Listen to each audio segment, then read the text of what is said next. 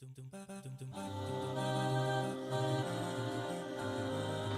Sahabas, they used to make the halal easy. So what became hard? The haram. When we make the halal hard, the haram becomes easy.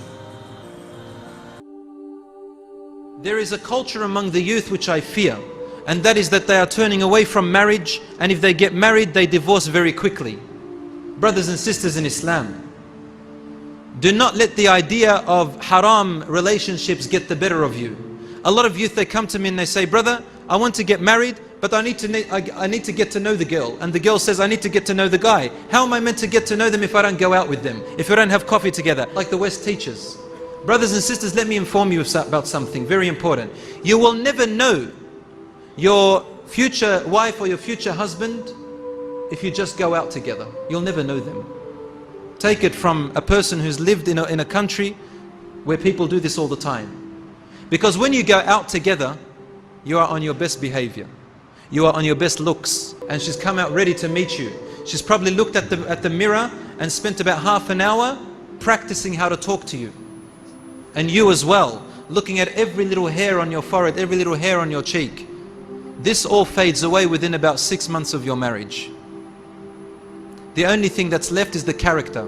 You will never know the true character of this person until you meet them in their home. You go the Islamic way and you go and ask for their hand in marriage to their father first. A lot of youth, they come to me and they say, I need to get to know the girl first. And subhanAllah, how quick they are to jump on where? Where did I jump on to get to know them? The internet. And messaging, text. They start conversing. And he comes up to me and says, brother, it's in the interest of marriage. You know, my intentions are pure. Your intentions are pure? You're doing this for Allah subhanahu wa ta'ala, but you're doing it your way? What do you think? You're making up your own religion now. So they chit-chat and they chit-chat and they chit-chat, right? First they attract each other. Then they meet each other. Then they look at each other. It's all good to now, right? They haven't touched. Then they want to touch. Then the touch turns into something else. And then finally, they fall in love. In love. Oh, if you only knew. Brothers and sisters, you don't know what love is. This is not love. This is lust, lust. The girl is thinking, oh, how romantic he is. He's like that movie I watched the other day, Twilight Saga.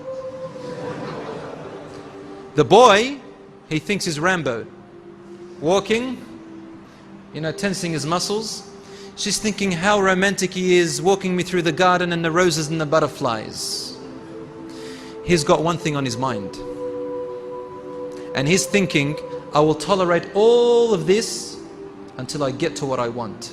If he's a Muslim, you ask him about his sister, he will say, I'll kill any guy who looks at her. If you want to marry someone, then you go in the right way, inshallah.